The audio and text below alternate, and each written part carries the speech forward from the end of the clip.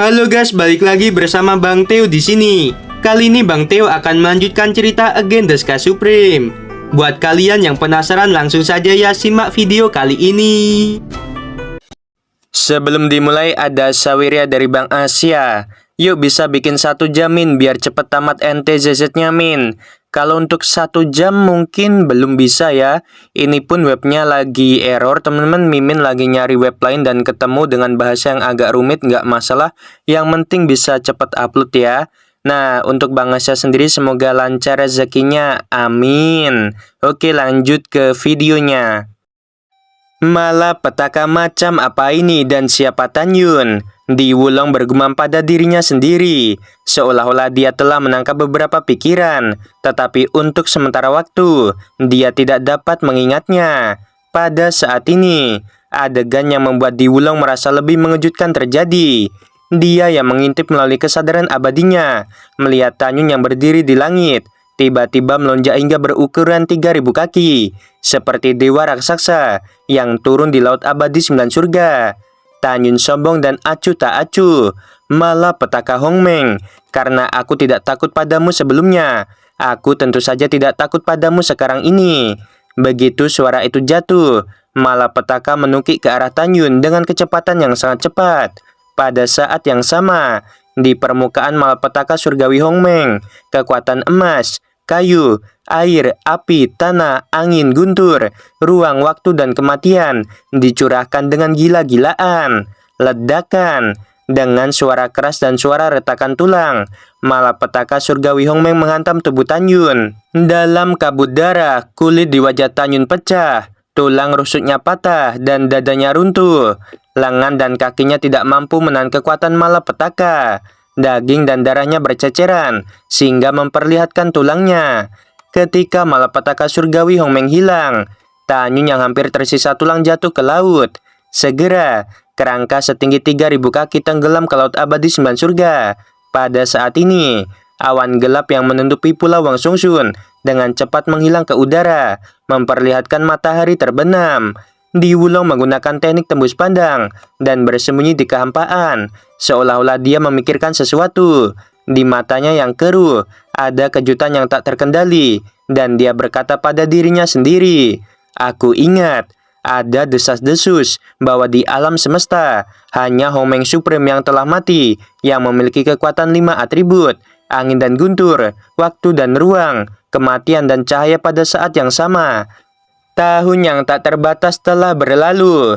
Sejak jatuhnya Hongmeng Supreme, tidak ada yang pernah memiliki begitu banyak bakat. Namun Tanyun memilikinya. Bagaimana ini bisa terjadi? Di Wulong menemukan melalui kesadaran abadinya bahwa Tanyun yang hampir hanya tersisa tulang bergegas keluar dari laut, dan tubuhnya meledak dengan aura Ranah Kaisar Agung tingkat pertama. Akhirnya aku Ranah Kaisar Agung. Tanyun meninggalkan suara tawa dan terbang ke langit di pulau Wang Sungsun. Tubuhnya tiba-tiba menyusut. Di Wulong berkata pada dirinya sendiri, "Anak ini jenius, tapi dia tetap akan mati." Kepala sekte ini menunggu kakak laki-lakiku datang dengan pasukan dan jenderal. Setelah menangkap Tanyun, kepala sekte ini harus mencari tahu teknik pemurnian tubuh seperti apa yang telah Tanyun praktikkan. Tubuhnya bisa melambung hingga 3.000 kaki besarnya. Aku juga ingin berlatih teknik pemurnian tubuhnya. Setelah mengambil keputusan, Di Wulong bersembunyi di udara. Pada saat ini, Tanyun telah kembali ke pagoda Ling Xiao. Setelah beberapa saat dari dunia luar, Tanyun di aula mulai membaik. Dia duduk bersila dan berkata dengan sungguh-sungguh, "Masih ada 1 tahun 5 bulan dan 20 hari, dan itu akan menjadi hari pernikahan Kian-Kian. Periode waktu ini cukup bagiku untuk mengolah tubuh tirani Hongmeng ruang tingkat 18. Bertekad, Tanyun masuk ke dalam meditasi dan datang ke jantung Hongmeng di kolam roh. Dia berdiri di udara, dan tiba-tiba 180 helai cairan surgawi Hongmeng mengalir keluar dari permukaan cairan seperti lautan, dan perlahan-lahan berputar di sekelilingnya. Waktu berlalu 3 bulan kemudian, di Mansion Kaisar Abadi ke-9, Fang Wuci dengan bersemangat menatap Ji Boyuan yang datang untuk melapor dan berkata, "Apakah yang kamu katakan itu benar? melaporkan kepada Tuan bahwa itu memang benar. Ji Boyuan berkata dengan tegas. Kepala sekte benar-benar menemukan Tan Yun di Pulau Wang Songsun. Kepala sekte memerintahkan diriku untuk datang dan memberitahumu bahwa kamu harus memimpin seseorang untuk menangkap Tan Yun. Mendengar ini, Fang Wuci tertawa terbahak-bahak dan berkata, "Bagus, sangat bagus. Selama aku menangkap Tan Yun, adik laki-lakiku dan aku akan memberikan kontribusi yang besar. Kamu harus kembali ke Laut Abadi Sembilan Surga sekarang. Aku akan memanggil orang-orang kuat dan pergi ke Laut Abadi Sembilan Surga untuk menangkap Tan Yun." Setelah Ji Boyuan mengangguk, dia meninggalkan mansion Kaisar Abadi. Fang Wuci melamporkan keberadaan Tan Yun pada Kaisar Abadi ke-9. Fang Rulong senang mendengar ini dan menyerahkan masalah ini kepada Fang Wuci. Setelah Fang Wuci menerima perintah, dia melepaskan aura dari Rana Kaisar Agung tingkat ke-11 dan tiba di kota Abadi Xiaohu melalui formasi.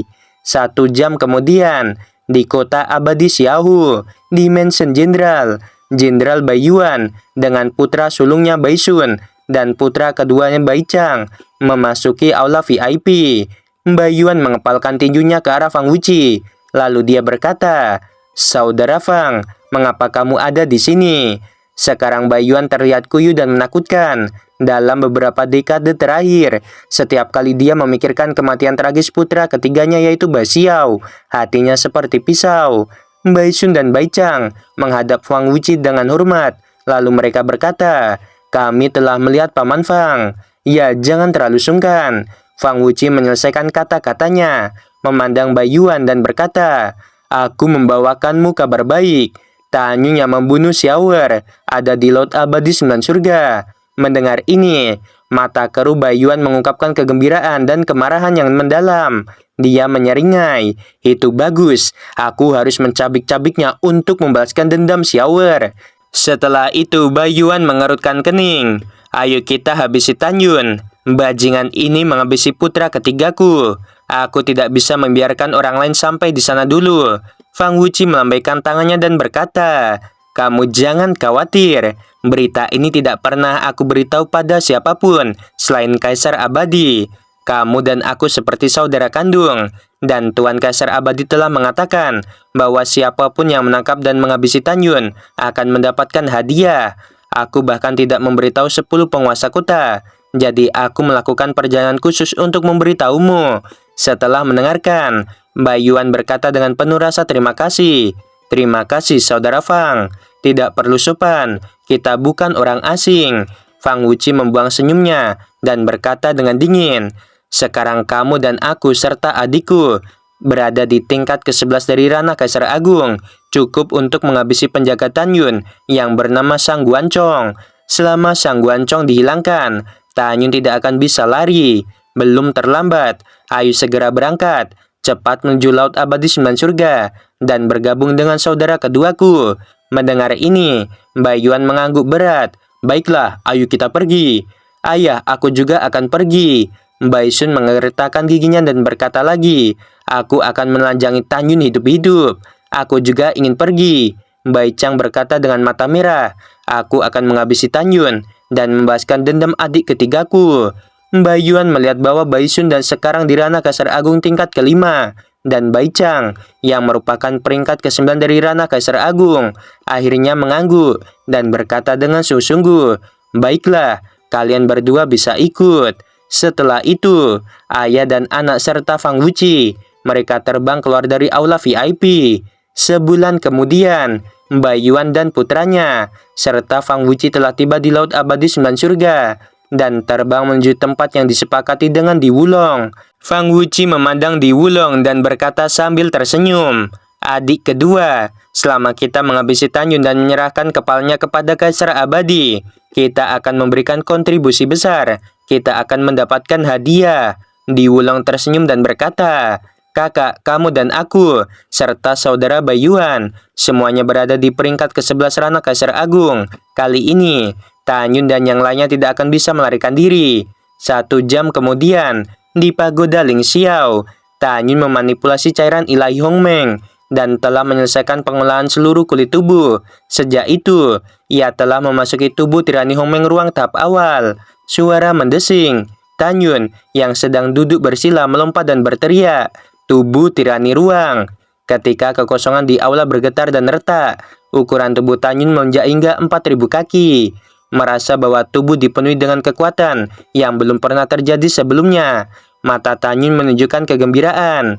Sekarang ketika kekuatan fisikku menjadi lebih kuat, jiwa Kaisar Agung milikku sama kuatnya dengan peringkat ke-11 dari Rana Kaisar Agung.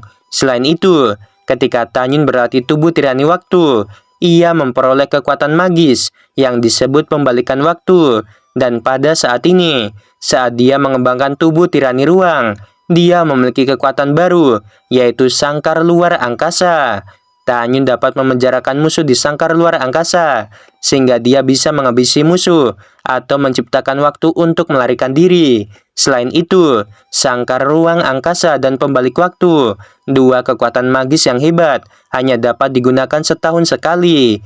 Tanyun berkata dengan arogan, "Dengan kekuatanku saat ini, aku dapat dengan mudah menghabisi Rana Kaisar Agung tingkat ke-10 biasa. Tidak ada masalah dalam menghabisi Rana Agung tingkat ke-11. Jika aku melakukan yang terbaik, aku akan memiliki kekuatan untuk bertarung melawan Rana Kaisar Agung tingkat ke-12. Segera, ekspresi Tanyun menjadi sangat serius, dan dia berbisik pada dirinya sendiri. Aku harus membawa Qian-Qian pergi sebelum dia menikah. Jika tidak, pada hari pernikahan, jika aku mengambil tindakan, keterampilanku akan terungkap. Jika aku berurusan dengan orang-orang kuat, itu akan sulit bagiku. Selain Kaisar Abadi, ada beberapa penguasa kota, semuanya berada di Rana Kaisar Agung tingkat ke-12. Jika aku melakukannya pada hari pernikahan, bahkan jika Subing dan yang lainnya membantu, kita mungkin tidak akan bisa menyelamatkan Qian-Qian. Lalu teknik latihan kita juga terungkap. Sekarang masih ada 1 tahun, 1 bulan dan 10 hari sebelum hari pernikahan Qian-Qian. Saatnya bagiku untuk pergi ke kota abadi Tongtian." Setelah mengambil keputusan, Tanyun tiba-tiba menyusut, berubah menjadi normal, dan mengenakan jubah ungu. Pada saat ini, Shen Subing, Yukin, Tang Mengyi, dan istri lainnya memasuki aula di lantai 48. Di belakang 7 istri, ada Yingying, Fang Ziqing, Ruxue, Shen Shuzhen, dan yang lainnya. Sekarang Shenji di Rana Kaisar Agung tingkat ke-4. Shen Subing dan Yingying berada di tingkat ketiga Rana Kaisar Agung. Gadis-gadis lain sudah menjadi Rana Kaisar Agung tingkat kedua. "Suamiku, haruskah kita pergi ke kota abadi Tongtian untuk mencari Qian-Qian?" tanya Shen Subing.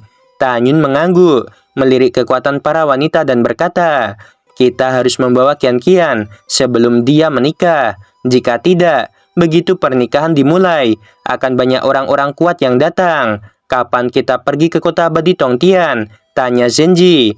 "Kamu kembali ke pengasingan dan berlatih dulu. Aku akan pergi ke kota abadi Tongtian dengan saudara ketigaku nanti. Jika perlu, aku akan memanggil kalian lagi." Setelah itu, para wanita meninggalkan lantai 48 dan kembali ke lantai masing-masing. Pada saat berikutnya, Tanyun menghilang dari aula, keluar dari udara tipis, dan muncul di Gunung Abadi. Tiba-tiba, sebuah suara tua terdengar di luar pelindung sekte abadi kehidupan. "Sang Guancong, kamu membuat tetua yang aku kirim babak belur. Berikan penjelasan." Pada saat ini, Di Wulong dan Ji Boyuan berdiri di kehampaan di luar formasi pelindung. Adapun Fang Wuji dan Bai Yuan, mereka sekarang bersembunyi di dalam pagoda. Tentu saja, Di Wulong tidak akan cukup bodoh untuk mengatakan supaya membiarkan Wu Xing Sangse menyerahkan Tanyun. Bukankah itu akan memberikan Tanyun kesempatan untuk melarikan diri? Wu Xing Sangse memancarkan aura Rana Kaisar Agung tingkat 8, melambaikan tangan kanannya, dan segera formasi pelindung menghilang. Wu Xing Sangse berdiri di udara, menggantung 1000 kaki di depan Di Wulong dan Ji Boyuan, menjulurkan jari menunjuk Ji Boyuan dan berkata dengan arogan, "Kepala sekte ini memang memukulnya. Apakah kamu pikir kamu berani lancang di depanku ketika kamu dipromosikan ke tingkat ke-11 dari Rana Kaisar Agung?" Wu Xin yakin dengan kekuatannya. Bahkan jika dia berurusan dengan 2 musuh di Rana Kaisar Agung tingkat ke-11, tidak akan ada masalah. Di Wulong memandang Wu Xin Sangsen dan berkata sambil mencibir, "Sang Guancong, kamu pikir kepala sekte ini takut padamu? Jika aku tidak memberi dirimu pelajaran hari ini, Bagaimana aku bisa menjadi salah satu kepala sekte di sini? Setelah itu, Di Wulong melihat kembali ke Ji Boyuan dan berkata, "Kamu mundur, kepala sekte ini akan melawannya." Bawahan patuh, Ji Boyuan yang berada di peringkat ketiga ranah Kaisar Agung. Dia terbang menuju belakang. Sang Guancong, hari ini aku akan memberitahumu betapa kuatnya kepala sekte ini. Di Wulong membalik tangan kanannya, dan pedang artefak tingkat pertama dengan atribut kematian muncul dari udara tipis dari tangan kanannya. Tiba-tiba, di langit seperti hantu yang menangis, kekuatan kaisar kematian yang gelap melonjak keluar dari tubuh Di Wulong. Di Wulong meraung keras, berubah menjadi bayangan yang berat, menyapu langit, dan memunculkan cahaya pedang gelap menebas ke arah kepala Wuxin. Dalam suara persimpangan emas dan besi, percikan api berhamburan. Wuxing Sansen melambaikan tangan kanannya, dan pedang keluar dari udara tipis. Segera kekuatan besar datang dari pedang dan tubuh Wuxin jatuh 10 kaki ke langit. Di sisi lain, Di Wulong terpental puluhan ribu kaki dengan ekspresi terkejut. Keduanya saling berhadapan untuk pertama kalinya. Kepala sekte ini tidak percaya bahwa aku bukan lawanmu. Di Wulong tampak gila, memegang pedang lebar. Tubuhnya menghancurkan kekosongan. Dia berkata kepada Fang Wuji dan Bai Yuan, "Bersiaplah untuk serangan diam-diam." Di Wulong memutar tangannya. Cahaya pedang hitam dari langit dengan keras menebas ke arah Wuxin. Wuxing Sansen memegang pedang. Tubuhnya seperti hantu, dan dia berpindah-pindah di antara cahaya pedang hitam dengan kecepatan tinggi. Dalam sekejap, dia muncul di atas kepala Di Wulong dan mencibir. "Pergilah ke neraka." Ledakan. Wuxing Sansen mengayunkan pedang. Langit runtuh, dan cahaya pedang tajam menebas ke arah leher Di Wulong. Tepat ketika Wuxin berpikir bahwa Di Wulong akan menggerakkan kepalanya, tiba-tiba, di samping Di Wulong, dua lelaki tua yang memancarkan aura ranah Kaisar Agung tingkat ke-11 muncul. Fang Wuji memegang pedang milik Wuxin dan menikam tenggorokan Wuxin. Ketika Bai Yuan membuka mulutnya, tombak dengan atribut ruang sebening kristal melesat ke arah dada Wuxin yang tidak menaruh curiga. Tanyun yang menyaksikan pertempuran melalui kesadaran abadinya berteriak dengan cemas. Lalu dia terbang ke langit. Wuxing Sansen lolos dari nasib buruk. Namun lehernya tetap tertusuk oleh pedang Fang Wuji dan dadanya tertusuk tombak. Wuxin memuntahkan seteguk darah dan wajahnya sedikit memucat. Dia berbalik ke udara, dan setelah dia melarikan diri, matanya menunjukkan kemarahan yang mengerikan. Dia menatap kedua lelaki tua di samping Di Wulong dan berkata dengan marah, "Kepala pelayan dari Mansion Kaisar Abadi dan Jenderal Agung dari Kota Abadi Xiao, kalian berani menyerang diriku." Mata Bai Yuan yang keruh menunjukkan warna yang tajam. Pada saat ini, seberkas cahaya ungu melesat ke langit, berubah menjadi Tanyun berjubah ungu di belakang Wuxing Sansen. Tanyun tampak khawatir. "Adik ketiga, bagaimana lukamu?" "Kakak, jangan khawatir, aku baik-baik saja." Saat ini, Bai Yuan, Di Wulong, dan Fang Wuji menunjukkan kegembiraan di mata mereka. Mereka mengira setelah segera menghabisi Wuxing Sansen, mereka akan memasuki Pulau Wang Songzun untuk mencari Tanyun. Mereka tidak menyangka Tanyun benar-benar datang dengan sendirinya. "Tanyun, kamu bajingan, beraninya menghabisi putra bungsuku Bai Xiao." Bai Yuan memegang tombak dan meraung. "Jenderal ini telah mencarimu selama beberapa dekade, tetapi kamu bersembunyi di sini. Jenderal Agung ini akan mencabik-cabikmu." Saat ini, Fang Wuji tidak bisa berhenti tertawa. "Nak Tanyun, kamu tidak tahu seberapa tingginya dirimu. Masalahnya, kamu berani menghabisi Wan Baoshan dari Mansion Kaisar Abadi.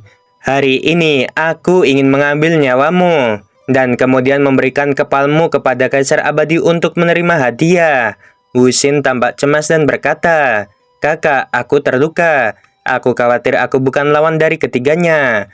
Kamu harus membawa kakak ipar dan muridku untuk melarikan diri dulu. Aku akan menahan mereka." Ketika Tanyun hendak berbicara, fitur wajah Bai Yuan berubah dan berkata, "Sang Guancong, karena aku di sini, Tanyun pasti akan mati. Suner, Canger, kalian berdua pergilah dan tangkap Tanyun." Dalam hati Bai Yuan, Bai Sun sudah berada di peringkat kelima ranah Kaisar Agung. Bai Chang sudah berada di peringkat ke-9 ranah Kaisar Agung. Mereka berdua cukup untuk dengan mudah menangkap Tanyun. Tidak hanya dia yang berpikir demikian, Fang Wuji dan Di Wulong juga berpikir seperti itu. Baisun dan Baichang muncul begitu saja di depan Di Wulong, menatap Tanyun dengan mata merah. Dua saudara laki-laki, mari kita berurusan dengan Sang Guacong dulu. Saat Bai Yuan berteriak, dia, Fang Wuci dan Di Wulong pergi untuk menyerang Sang Guancong. Wuxin mengirim transmisi suara pada Tanyun. Kakak, kamu tidak perlu mengkhawatirkan diriku. Kedua anak kecil itu akan diserahkan kepadamu. Adapun mereka bertiga, bahkan jika aku mengorbankan nyawaku, aku tidak akan membiarkan mereka menyakiti dirimu. Setelah transmisi suara, Wuxin Sangsen memegang pedang dan bertarung dengan 3 orang di lautan awan yang luas. Kekuatan sisa pertarungan mereka menyebabkan serpihan langit berjatuhan. Suara mendesing, Baisun dan Baichang memegang pedang terbang artefak tingkat pertama. Mereka menyerang Tanyun dari depan dan belakang sambil berkata, "Adik ketiga, pernahkah kamu melihatnya? Kakak tertua, kakak kedua, dan ayah telah menemukan Tanyun. Adik ketiga, kamu lihat dengan jelas, kakak laki-laki tertua akan memotong kaki Tanyun sekarang, dan kemudian membiarkannya mati dalam kesakitan yang tak ada habisnya." Mendengar ini, Tanyun menatap Baisun sambil setengah tersenyum. "Apakah kamu yakin bisa memotong kakiku?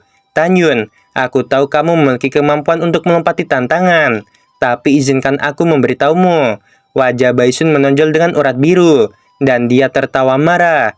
"Meskipun aku Baisun di Rana Kasar Agung tingkat kelima, aku tidak takut dengan Rana Kasar Agung tingkat ketujuh." Baisun mengeluarkan kekuatan angin, muncul di samping Tanyun seperti kilat, dan menebas kaki Tanyun dengan pedangnya. Dari awal sampai akhir, Tanyun masih berdiri di udara, seolah tidak perlu menghindar. Saat pedang Baisun hendak menebas kaki Tanyun, Tanyun mulai bergerak. Tanyun tersenyum menghina, dan dengan kasar melemparkan kaki kanannya ke arah pedang artefak tingkat pertama. Baisun tertegun sejenak, lalu dengan sinis berkata, "Pedang tuan muda ini adalah pedang artefak tingkat pertama, tetapi jika kamu punya nyali, coba hancurkan saja." Selanjutnya dalam sekejap mata, suara Baisun tiba-tiba berhenti. Dengan ekspresi panik histeris, "Tanyun, mengapa kekuatan fisikmu begitu kuat?" Saat Tanyun menghantamkan kaki kanannya, pedang itu hancur seperti keramik. Sekarang Tanyun telah memasuki tubuh tirani Homeng ruang tingkat 18 tahap awal. Tentu saja, dia dapat dengan mudah meledakkan senjata artefak tingkat pertama. "Maaf, aku sudah sangat kuat." Mata Tanyun menunjukkan ketidakpedulian. Sosoknya melintas, dan dia muncul di samping Baisun. Tangan kanannya berubah menjadi cakar, dengan darah mengoyak kepala Baisun. Baichang yang berdiri di udara berteriak sedih. Dia tidak pernah membayangkan bahwa kekuatan Tanyun akan begitu kuat, dan kecepatan serangan baliknya akan begitu cepat, sehingga dia tidak dapat bereaksi sama sekali untuk menyelamatkan adik keduanya. Baisun berteriak ngeri, "Ayah, selamatkan aku!" Di langit yang jauh, Bai Yuan yang telah memukul mundur Wuxin, dia terkejut, melepaskan kesadaran abadi dan menyelimuti Tanyun. Saat putra sulung ditemukan dan ditangkap oleh Tanyun, Bai Yuan berteriak dengan marah sambil mengguncang langit, "Tanyun, lepaskan anakku!" Tanyun seperti dewa kematian, dengan ekspresi sangat acuh tak acuh. "Jenderal Bai, jangan salahkan aku. Putra ketigamu terlebih dahulu memprovokasi diriku. Hari ini aku Tanyun, aku akan membuatmu berdiri tak berdaya melihat kedua putramu mati. Tapi jangan sedih, setelah mereka berdua mati, aku akan mengirimmu supaya bersatu dengan anakmu." Setelah mengatakan ini, 5 jari Tanyun di tangan kanannya tiba-tiba mengerahkan kekuatan. Kepala Baisun pecah saat darah berceceran, dan jiwanya terbang menjauh. "Saudaraku, jangan gegabah," Fang Wuci berkata dengan cemas. "Pergi dan habisi Tanyun. Serahkan Sang Guacong kepadaku dan adik keduaku." Oke guys, sampai sini dulu. Ya, buat besok Mimin gak tahu ya episode next, tapi Mimin usahakan sambil nunggu web yang biasanya tuh pulih ya. Oke, sebelum video berakhir, Mimin mau bilang sungguh membagongkan. Terima kasih. Semoga hari kalian selalu bahagia guys.